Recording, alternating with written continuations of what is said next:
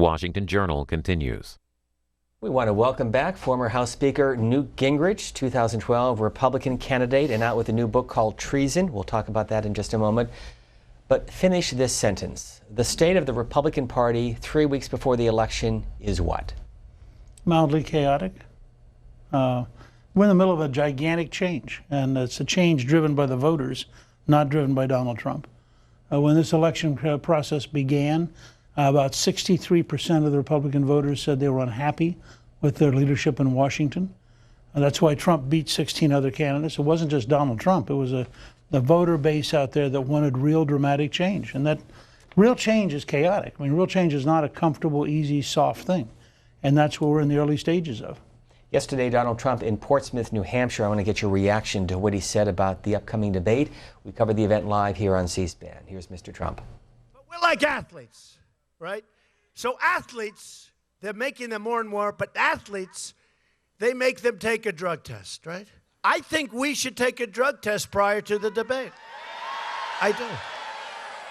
I think we should. Why don't we do that? We should take a drug test prior, because I don't know what's going on with her. But at the beginning of her last debate, she was all pumped up at the beginning. And at the end, it was like, oh, take me down. She could barely reach her car. Mr. Speaker, your reaction to what Donald Trump said yesterday? He goes off on these tangents that I think aren't central to his winning. I mean, it strikes me that he can beat Hillary Clinton on really big issues in which she is really guilty. And he doesn't have to go off on these tangents that eat up time, making him look like, you know, he's doing things that don't fit the average person's sense of what a presidential campaign ought to be. So what would you tell him on Wednesday? One of the issues that Chris Wallace has is fit to be president. So you could assume that he will be asking him about these audio tapes and what he has said and charges against him. How should he respond? I think he ought to say that there are things I've done in my life I'm not proud of, and I've apologized for them. But that everybody who's worked with me, everybody who's watched this campaign knows that I'm totally committed to helping save America, and that I will do everything I can 24 hours a day to help save America. New York Times this morning front page story on Paul Ryan, the House Speaker, a long labored path leading away from Donald Trump. Was it a mistake for him to basically say, I will not campaign for the GOP nominee?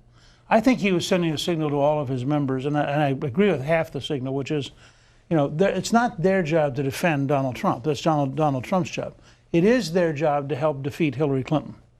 And I think that Ryan's got to walk a narrow line, and I think he has walked that line, because he clearly is opposed to Hillary. He came out with a very strong statement 2 days ago about the anti-Catholic bigotry in Hillary's senior staff.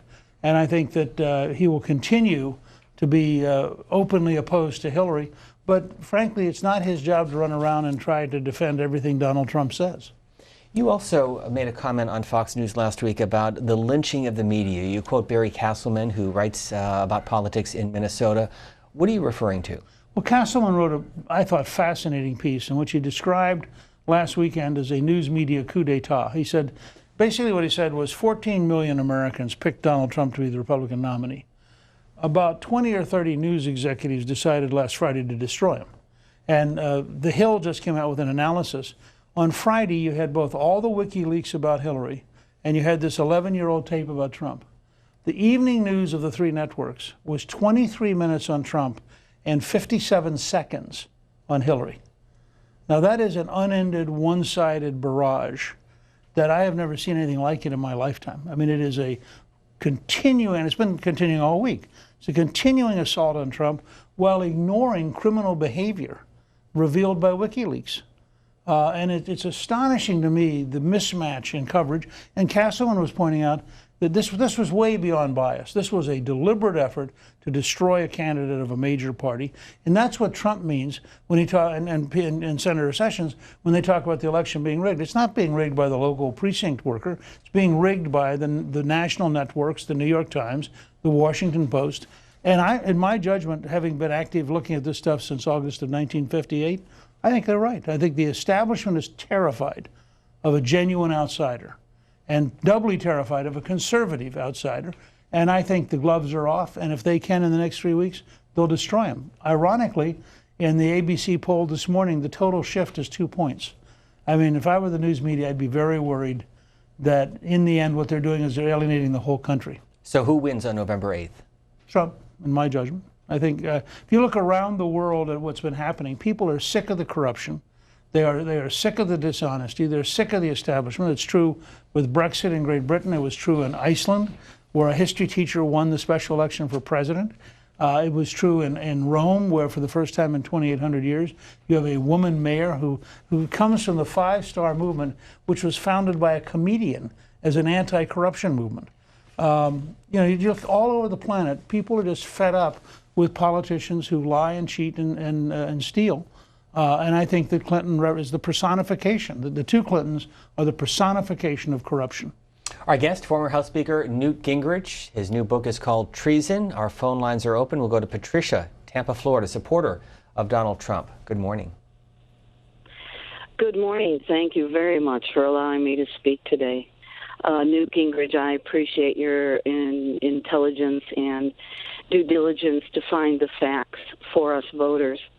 At first, I'm a 24-karat gold constituent from the I-4 corridor in Tampa, Florida, and I'm just have had it.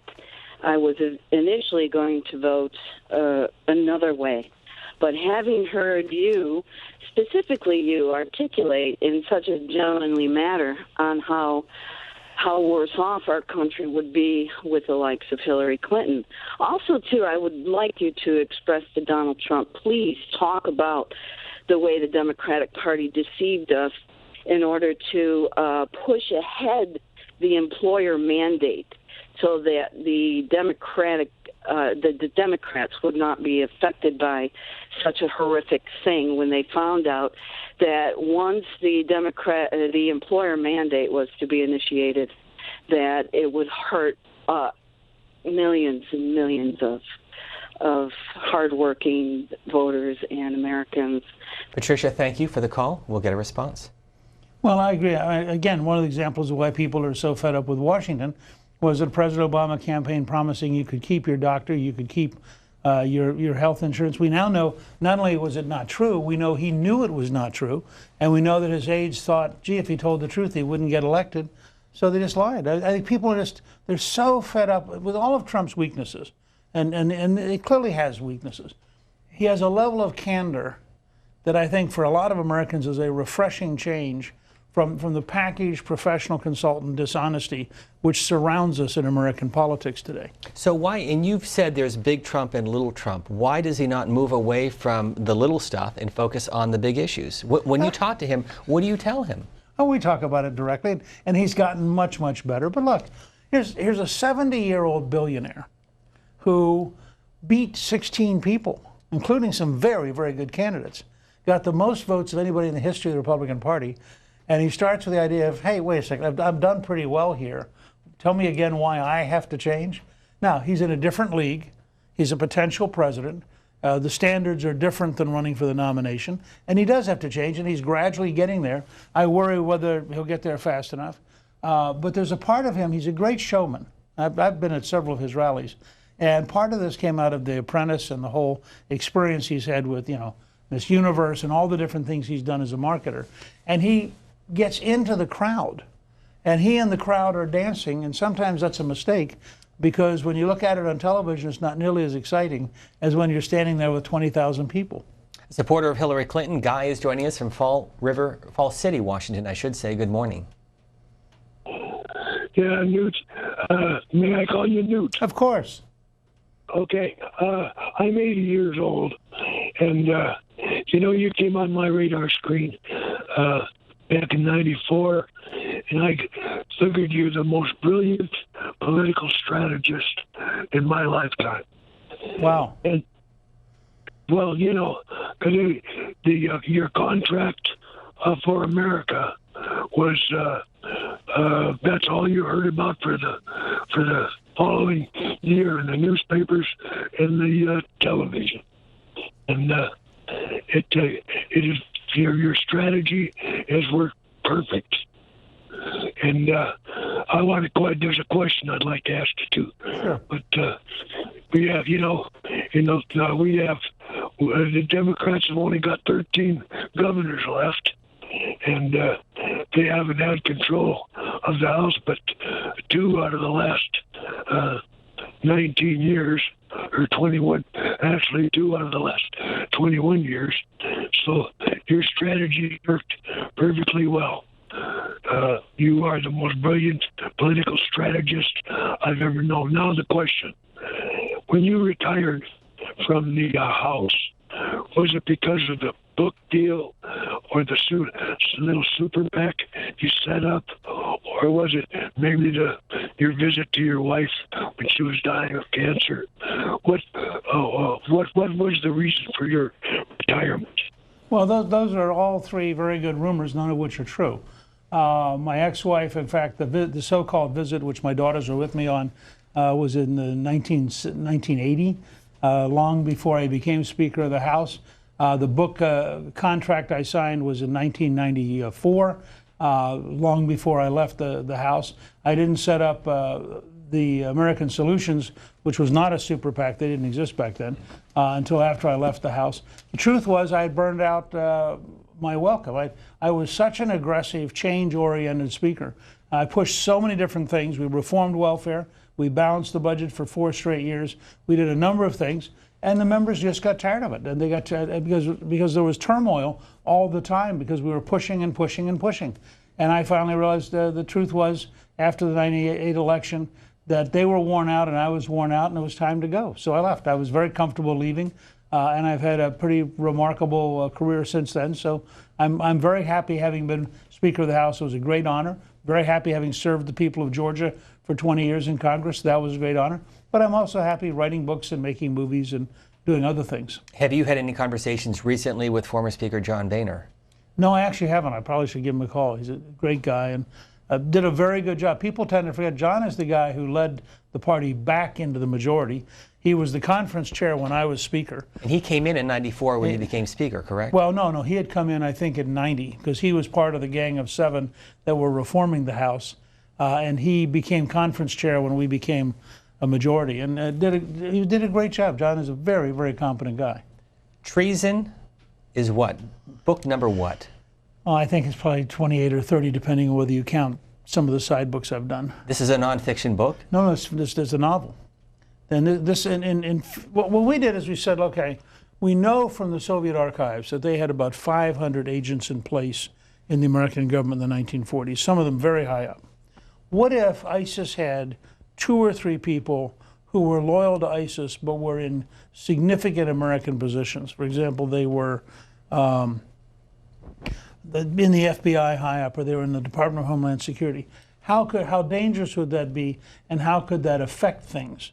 And so we started from there and developed a novel which is very fast-paced and gives you a real sense about how real the terrorist threat is, draws on things like what's happened in France, what's happened in Belgium, what's happened in Germany, and weaves it into an American story.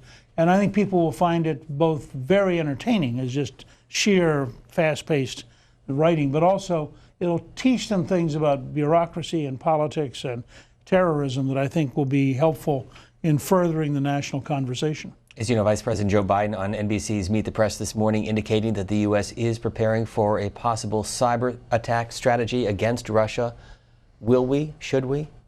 I think we've got to be very, very careful. I mean, to the best of my knowledge, there is no proof that the Russians are engaged in what we would call a cyber attack strategy. And the truth is, if it involves hacking, the National Security Agency is the leading hacker on the planet, and we do a lot of stuff to learn about what foreign leaders are doing. You bring your own stuffed animal, so what's this all about? Well, Callista has now written 6 history books for 4 to 8-year-olds in which Ellis the elephant teaches them American history. Her newest one is Hail to the Chief. Ellis introduces 4 to 8-year-olds to the American presidents.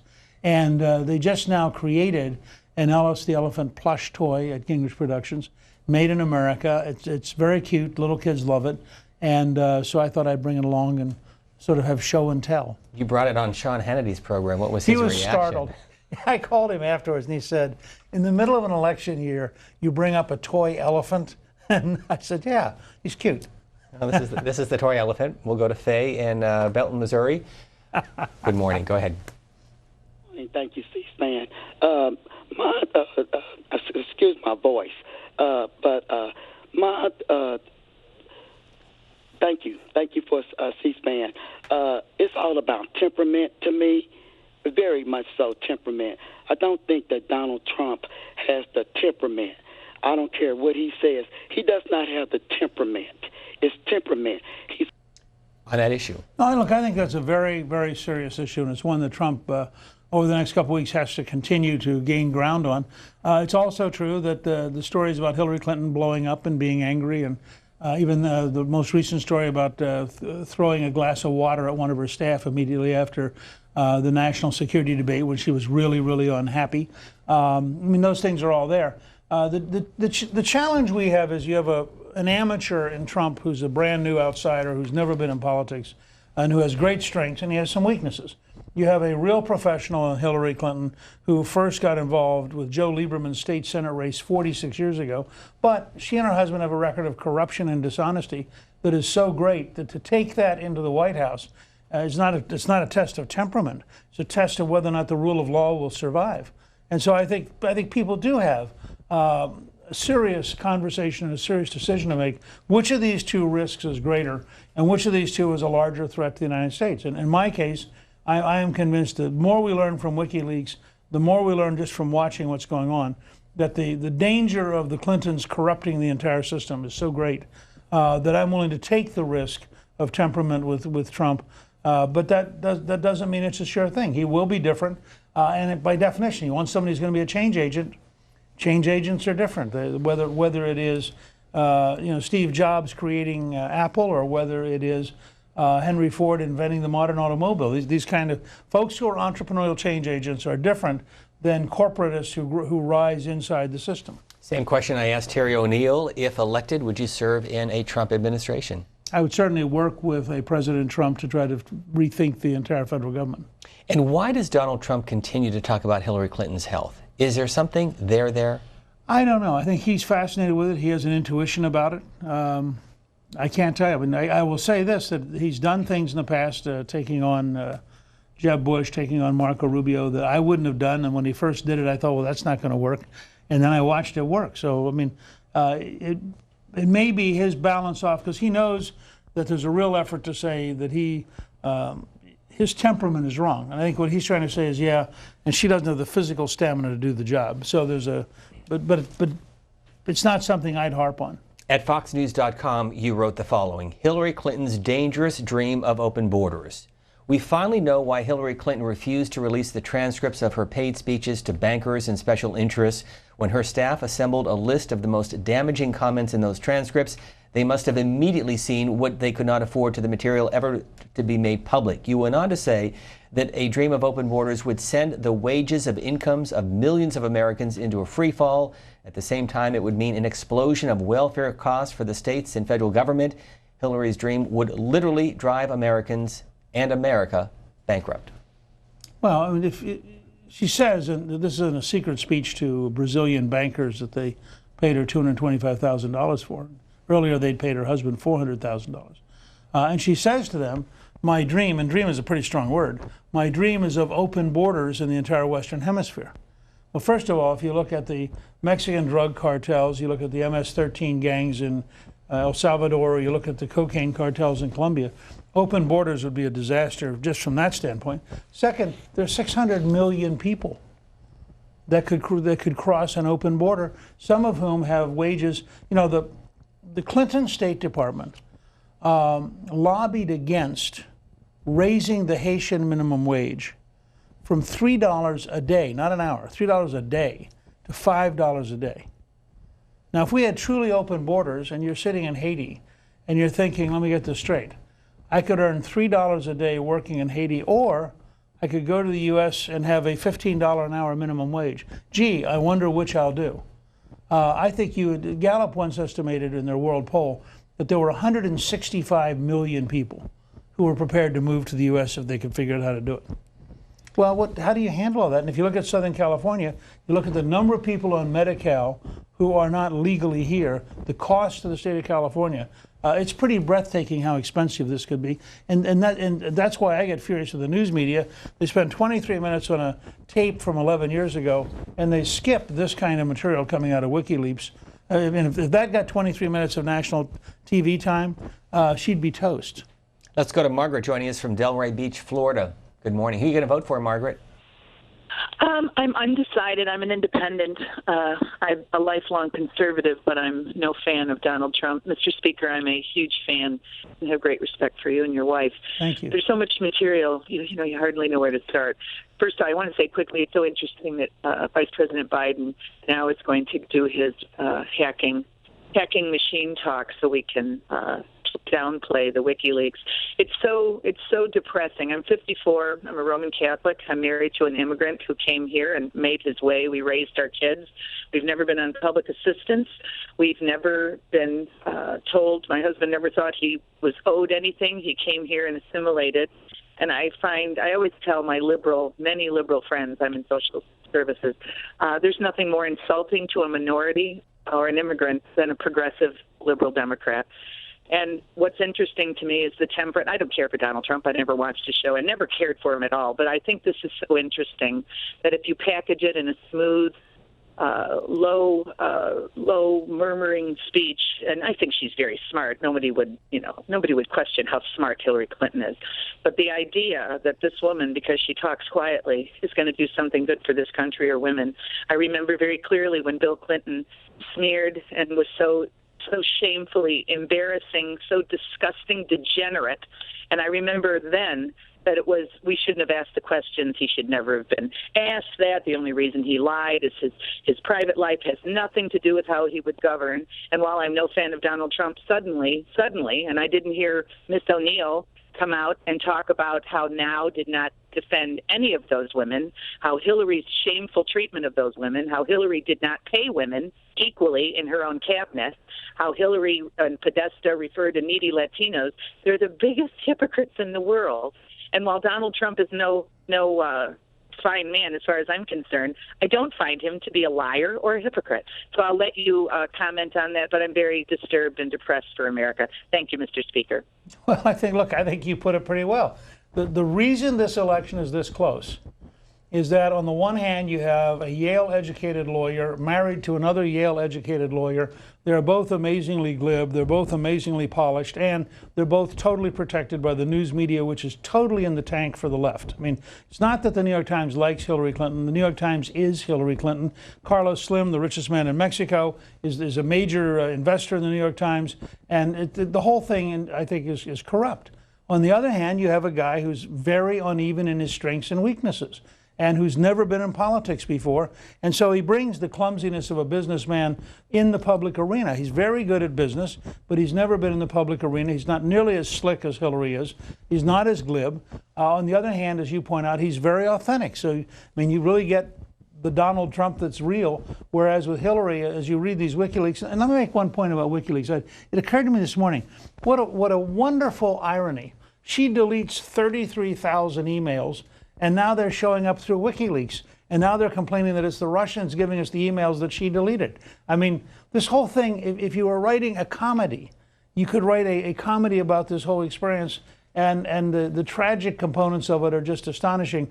But it endangers the rule of law in America in a way that I think moves us towards being like Venezuela and is very, very dangerous. Did you happen to see or catch excerpts of Michelle Obama's speech in New Hampshire? No. So I want to share with you part of what she said last Thursday in Manchester.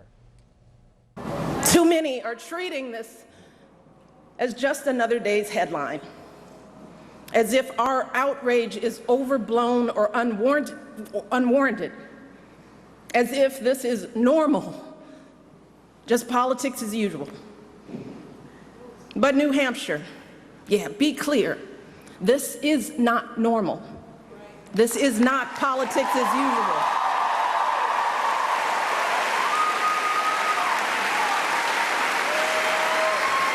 This is disgraceful. It is intolerable. And it doesn't matter what party you belong to, Democrat, Republican, Independent, no woman deserves to be treated this way. None of us deserves this kind of abuse.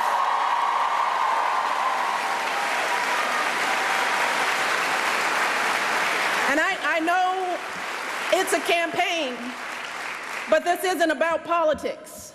It's about basic human decency. It's about right and wrong. And we simply cannot endure this or expose our children to this any longer, not for another minute, and let alone for 4 years. Now is the time for all of us to stand up and say, enough is enough. This has got to stop. Mr. Speaker, this speech getting a lot of attention last week. Your comments and reaction? It's Baroque. I mean, you could run a split screen of Bill Clinton giving an hour-long address at the Democratic convention, which renominated Barack Obama, and ask, if she really means what she said in New Hampshire, how could she tolerate Bill Clinton at the Democratic National Convention? How often has she had dinner with Bill Clinton? I mean, this whole one-sided, take FDR, John F. Kennedy, Lyndon Johnson, and Bill Clinton, and tell me the Democratic Party is now the party of purity. I mean, this whole thing is politics. And she's a very interesting person. She's a very attractive person. She's become a very popular first lady. And she is now exploiting that for political reasons, which you understand. But to take seriously that speech on behalf of Bill Clinton's wife is just, it's an astonishing schizophrenia that says, oh, when my guy does really horrible things, for which, by the way, he lost his license to practice law. He was impeached by the U.S. House, and he had to pay $850,000 in a court settlement. But he's all right because, after all, Bill's just Bill. But now this guy, Trump, but the whole speech is hypocritical. If she's sincere, how can she possibly support Hillary Clinton? Let's go to Arnold, joining us from East Meadow, New York. Good morning, supporter of Hillary Clinton. Good morning. If by authentic you mean angry, I have to agree with you about Mr. Trump. And I'm happy to see that you're producing your stuffed elephant in America, because all the products that Trump either produces or endorses seems to be made overseas. So you should buy the elephant to support manufacturing in America. Well, it supports a little more than manufacturing in America. There are a lot of products that you go ahead. I'm sorry. Because you're supporting a cause. But anyway, when you talk about Trump, he really doesn't have any kind of legislative record to fall back on. He just speaks about his, great business acumen. And way back in the good old days, we had Richard Nixon, who wanted to be sure that his constituency knew that he was not a crook. His president should not be a crook. Well, they released his tax returns, and we saw there was a little chicanery about a book deal and the way he handled his profits. Why aren't you insisting that Mr. Trump release his tax returns to the American people? His excuse about IRS audit, he can release them if he so chooses. Even if he doesn't release the ones that are under audit, let him release the 20 years previous. Look, I've thought all along that he ought to make an offer that if the Clinton Foundation will reveal all of its records, that he'd reveal his tax records. But when you can't figure out, for example, exactly how many $1 million the Saudis gave to the Clinton Foundation, or how many $1 million that the Qatar or the UAE gave to the Clinton Foundation, it's a little bit much for Hillary to then be pious. And when you can't figure out what was in her 33,000 deleted emails, a little hard for them to be the party of transparency and honesty. I'm not defending Trump. I'm just saying we are in a very messy election cycle, and both sides have covered up a lot of stuff. So let's get this on the record. Where did you find the U.S. manufacturer of the elephant? I didn't. Callista did, and they're in Arizona. And they worked with him for like 3 months to get Ellis just right. And we tested it out yesterday at a Barnes & Noble, where they have a Bearsy, which is the Barnes & Noble Bear, and or Barnes, I guess he's called. And so we had the two of them together. And little kids, this was the first field test. It turns out little kids like the elephant. Is it hard, in all seriousness, to find American manufacturers of these products? It is, and it's probably twice as expensive as it would be if you bought them from China. But we felt we had a real obligation. If you're going to teach American history to American kids, you ought to do it with an elephant made in America. Let's go to Ken, joining us from Derry, New Hampshire, with former Speaker Newt Gingrich and a Fox News contributor. Good morning, Ken. Steve, good morning. Nice to talk to you again. First of all, I want to congratulate you for being in the bullpen, if you will, for the upcoming debates. I wish thanks. To the last debate. But, Mr. Speaker, pleasure to talk to you today. I did have the pleasure of meeting you and Callista once here at Pinkerton Academy in 2012, so that was very nice.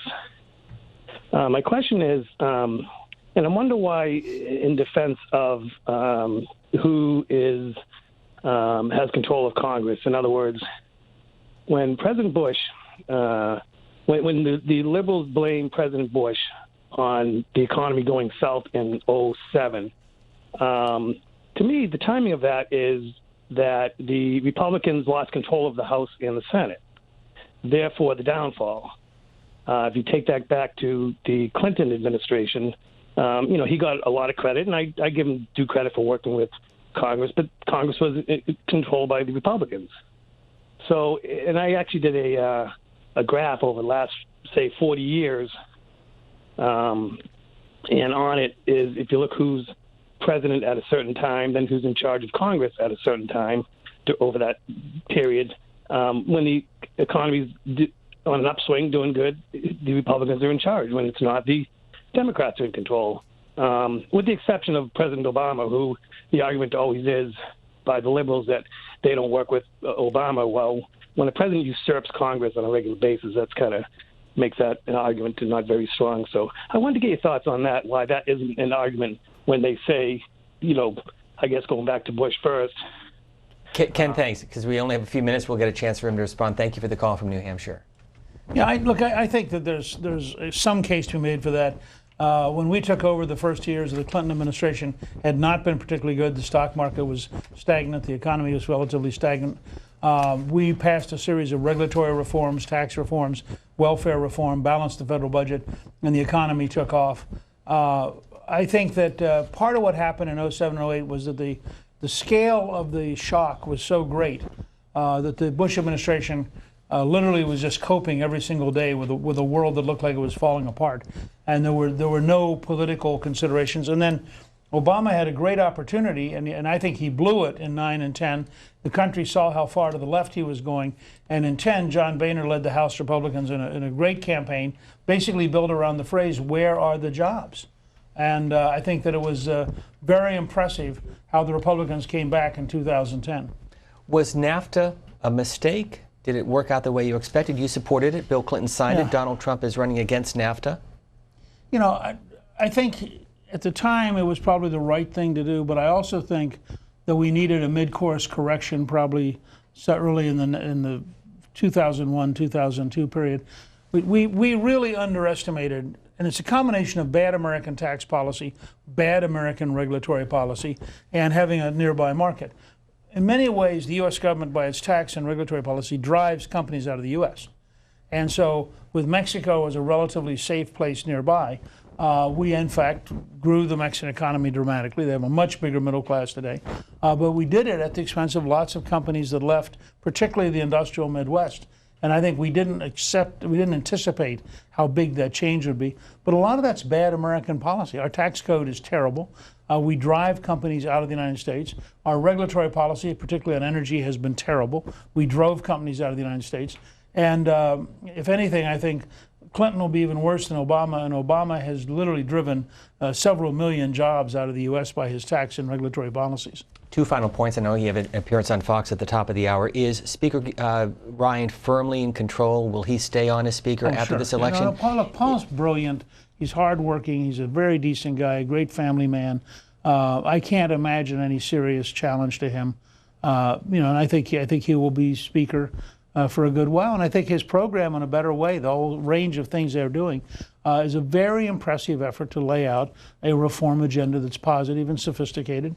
And I think it'll be fascinating to watch him, whether it's with Trump or it's with Clinton, because he's a very strong guy with very real ideas. Any concerns that the Republicans would lose either the House or the Senate?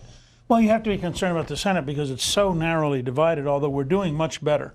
You're seeing somebody like Ron Johnson in Wisconsin coming back. Rob Portman has put that race away by a big margin. I think Marco's going to be fine in Florida.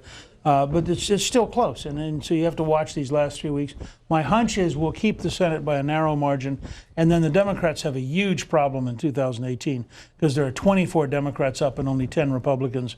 And particularly if Hillary ends up as president, I think that they will just take a bath in the Senate. And finally, you live in Virginia now. Donald Trump reportedly has pulled out of Virginia. Why? I don't know that he has pulled out of Virginia. You can't tell with the Trump campaign because it is so electronic and it relies so much on social media that he's actually everywhere all the time. He has, I think, 27 million people in his social media base. Newt Gingrich, thank you very much for stopping Great by. to be with you. Congratulations on the new book called Treason, out this week. Thank you very much.